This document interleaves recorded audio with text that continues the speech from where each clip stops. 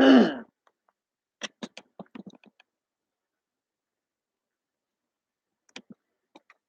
I'm going to be reading from The Four Agreements by Don Miguel Ruiz. I'm also going to read a quick lesson out of Course in Miracles. And I was just realizing how important it is that we feed ourselves good, nutritious meals, physically, mentally, and spiritually, and that we exercise ourselves physically, mentally, and spiritually. Anyways, Lesson 15 out of Course in Miracles. My thoughts are images that I have made. It is because the thoughts you think appear as images that you do not recognize them as nothing. You think them, and so you think you see them. This is how your seeing was made. This is the function you have given your body's eyes. It is not seeing, it is image making. It takes the place of seeing, replacing vision with illusions. This introductory idea to the process of image making that you call seeing will not have much meaning for you. You will begin to understand it when you have seen little edges of light around the same familiar objects which you see now. That is the beginning of real vision. You can be certain that real vision will come quickly when this has occurred. Okay, if you're just now joining, I'm reading out of A Course in Miracles. This is lesson 15, and this book will help to remove some of the programming that we've picked up as we've gone about our lives. That's awesome. I mean, it just clears. I feel like it clears out our ego and opens a way for spirit. Anyways, I'll continue reading. As we go along, you may have many light episodes. They may take many different forms, some of them quite unexpected. Do not be afraid of them. They are signs that you are opening your eyes at last. They will not persist because they merely symbolize true perception, and they are not related to knowledge. These exercises will not reveal knowledge to you, but they will prepare the way to it. In practicing the idea for day, repeat it first to yourself, and then apply it to whatever you see around you, using its name, letting the eyes rest on it as you say, "This couch is an image that I have made. That door is an image that I have made. That blank is an image that I have made. That globe is an image that I have made. That fan is an image that I have made." It is not necessary to include a large number of specific subjects for the application of today's idea. It is necessary, however, to continue to look at each subject while you repeat the idea to yourself. The idea should be repeated quite slowly each time. Although you will obviously not be able to apply the idea to very many things during the minute or so of practice that is recommended, try to make the selection as random as possible. Less than a minute will do for the practice periods. If you begin to feel uneasy, do not have more than 3 application periods for today's ideas unless you feel completely comfortable with it, and do not exceed 4. However, the idea can be applied as needed throughout the day. So that gives you, if you've never seen A Course in Miracles, it kind of gives you a little taste of that, and it's something you want to go through and actually do in order. Every day every lesson builds off the prior lesson. Um, so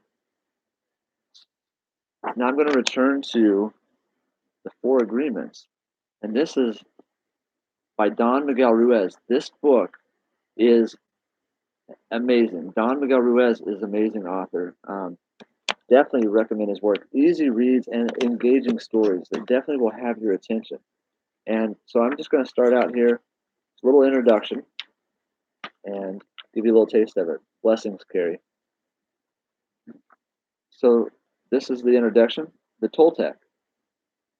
Thousands of years ago, the Toltec were known throughout southern Mexico as women and men of knowledge. Anthropologists have spoken of the Toltec as a nation or a race, but in fact, The Toltec were scientists and artists who formed a society to explore and conserve the spiritual knowledge and practices of the ancient ones. They came together as masters, or naguals, and students at Teotihuacana, the ancient city of pyramids outside Mexico City, known as the place where man becomes God. Over the millennia, the Naguals were forced to conceal the ancestral wisdom and maintain its existence in obscurity. European conquest, coupled with rampant misuse of personal power by a few of the apprentices, made it necessary to shield the knowledge from those who were not prepared to use it wisely, who, who or who might intentionally misuse it for personal gain. Fortunately, the esoteric Toltec knowledge was embodied and passed on through generations by different lineages of Naguals. And if you're not familiar with the word esoteric, it means like hidden knowledge or secret knowledge. Though it remained veiled in secrecy for hundreds of years, ancient prophecies foretold the coming of an age when it would be necessary to return the wisdom to the people. Now, Don Miguel Ruiz, a Nagual from the Eagle Knight lineage, has been guided to share with us the powerful teachings of the Toltec. Toltec knowledge arises from the same essential unity of truth as all the sacred esoteric traditions found around the world. Though it is not a religion, it honors all the spiritual masters who have taught on the earth. While it does embrace spirit, it is most accurately described as a way of life, distinguished by the ready accessibility of happiness and love. Um, After reading that little intro, I kind of had some thoughts that I wanted to share that this kind of correlates with, I guess, and I just realized that the possibility exists that um, every religion, every unique understanding holds a key, and whether it's religion or every like it, the possibility exists that every single one of us has a key piece to truth, and that when we cohesively work together and accept each other and show each other love, that maybe we can connect and reveal a truth to a level that we've never comprehended before. Like, I feel like we are working together and collaborating through our mental, even like the collective conscious. It's proven that people are connected, that groups of people share knowledge, meant like clearly by some transmission, like nonverbal mental power, like electromagnetic type deal. I mean, we send out frequencies. And our brains are made like a receiver. Just, I mean, we have a crystal in them, just like a radio. So it's very possible that we communicate with each other, and that maybe we are sharing collectively in our own understanding of what we are and starting to grow, and actually um, we'll find a way to gracefully start to work together and create peace. Anyways, that's a side note and some side thoughts for you. But I'm going to go ahead and read this. The introduction's titled The Smoky Mirror. 3,000 years ago, there was a human just like you and me who lived near a city surrounded by mountains. The human was studying to become a medicine man, to learn the knowledge of his ancestors, but he didn't completely agree with everything he was learning. In his heart, he felt there must be something more. One day, as he slept in a cave, he dreamed that he saw his own body sleeping. He came out of the cave on the night of a new moon. The sky was clear, and he could see millions of stars. Then something happened inside of him that transformed his life forever. He looked at his hands, he felt his body, and he heard his own voice say, I am made of light. I am made of stars. He looked at the stars again, and he realized that it's not the stars that create light, but rather light that creates the stars. Everything is made of light, he said, and the space in between isn't empty. And he knew that everything that exists is one living being, and the light is the messenger of life. because it is alive and contains all information. Then he realized that although he was made of stars, he was not those stars. I am in between the stars, he thought. So he called the stars the tonal, and the light between the stars the Nagual. And he knew that what created the harmony and space between the two is life or intent. Without life, the tonal and the Nagual could not exist, or the light and the dark. Life is the force of the absolute, the supreme, the creator who creates everything. This is what he discovered. Everything in existence is a manifestation of the one living being we call God. Everything is God. And he came to the conclusion that human perception is merely light perceiving light. He also saw that matter is a mirror. Everything is a mirror that reflects light and creates images of that light. And the world of illusion, the dream, is just like smoke, which doesn't allow us to see what we really are. The real us is pure love, pure light, he said. This realization changed his life. Once he knew what he really was, he looked around at other humans and the rest of nature, and he was amazed at what he saw. He saw himself in everything, in every human, in every animal, in every tree, in the water, in rain, in the clouds, in the earth.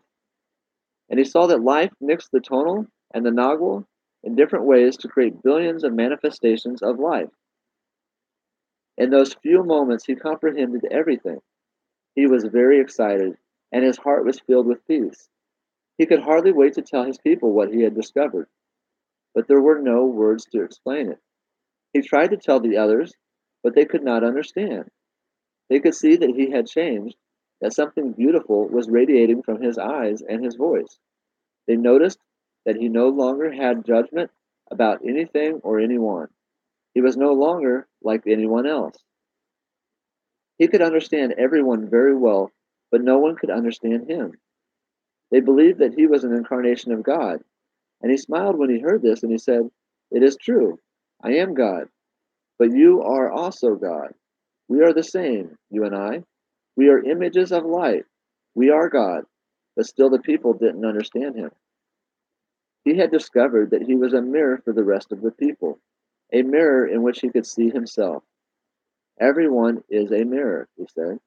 He saw himself in every one, but nobody saw him as himself. And he realized that everyone was dreaming, but without awareness, without knowing what they really are, they couldn't see him as themselves because there was a wall of fog or smoke between the mirrors. And that wall of fog was made by the interpretation of images of light, the dream of humans. Then he knew that he would soon forget all that he had learned. He wanted to remember all the visions he had had, so he decided to call himself the smoky mirror, so that he would always know that matter is a mirror and that smoke in between is what keeps us from knowing what we are. He said, "I am the smoky mirror because I am looking at myself and all of you, but we don't recognize each other because of the smoke in between us. That smoke is the dream, and the mirror is you, the dreamer." What a great story, huh? Living is easy with eyes closed. Mr. Misunderstanding all you see. A quote by John Lennon. So this was the introduction from The Four Agreements by Don Miguel Ruiz. And it's got, at the beginning of each chapter, it's got a little kind of beginning to it. And the chapter one, I'm not going to read the chapter, but chapter one is domestication and the dream of the planet. As children, we didn't have the opportunity to choose our beliefs, but we agreed with the information that was passed to us from the dream of the planet via other humans. I call this process the domestication of humans. And though this domestication and through this domestication we learn how to live and how to dream.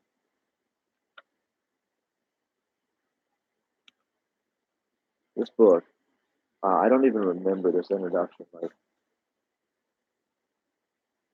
this book will change your life.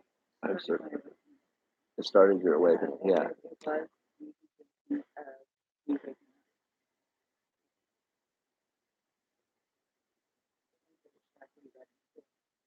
Yeah. Well, actually, I was just sitting here thinking about how I want to, um, I actually want to start a group. Like it would be cool for us to start a Facebook group to take, I think, to have a place for children to go where it's just an opportunity for them to use Facebook and interact with each other and share things that would be beneficial to children. And yeah, I mean, we could come online and read stories in it, you know, like that is, I mean, I was just thinking, I want to read this to Levi as soon as he gets home.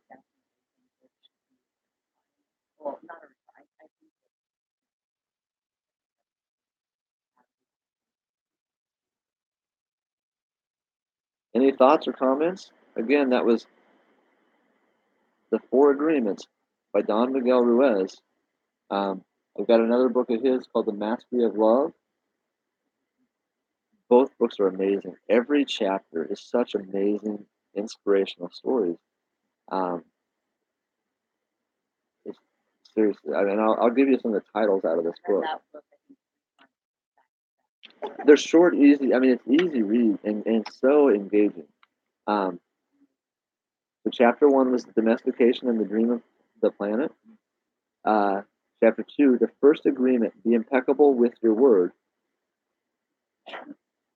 The second agreement: don't take anything personally. The third agreement: don't make assumptions.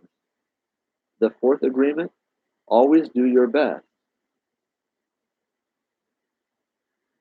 And then chapter 7 is the Toltec path to freedom, breaking old agreements. And then number 7 is the new dream, heaven on earth. And then the last chapter is prayers. And then the dedication in the beginning of the book says, to the circle of fire, those who have gone before, those who are present, and those who have yet to come. So, like, this guy does not need to advertise because I'll stand up here and sell his books all day. Like, the Four Agreements, read it, get a copy. Like, I mean, I'm sure anything else this guy's written has been good because he's been on 2 out of 2 books. He's been way above and beyond. Like, I mean, definitely, definitely. Yeah, it makes me curious about the Toltec understanding. And yeah, I mean, honestly, it's probably more beneficial in some way. I mean, it's Well, yes, I think so because it actually like comes back to, I mean, they are so intelligent, like just goes away at times, and he's like right there with. Alan Watts can be tough to read, and it's very philosophical. Whereas the Four Agreements, like, I mean, a kid can comprehend it. Too. Plus, it all writing. His writing style is probably one of the most comfortable styles of it. I feel like Tolle books, I have trouble keeping my attention sometimes. Very good, but Extremely good, long-winded. Alan Watts is just like way in the cosmos. you can't go wrong with the Four Agreements. And if you can learn to live, which it's a work in progress. I've definitely made some progress, and Valerie has definitely made some progress, and we have come a long ways. I think if you can learn to keep the Four Agreements, be impeccable with your words, with your word, very challenging to do. Don't take anything personally. Again, it can be very challenging, very challenging. Every moment, man, every little thing is crazy. Don't make assumptions. Very similar to don't take anything personal, but don't make assumptions and always do your best. Anyways, appreciate you being here, taking the time to view and enjoy the moment.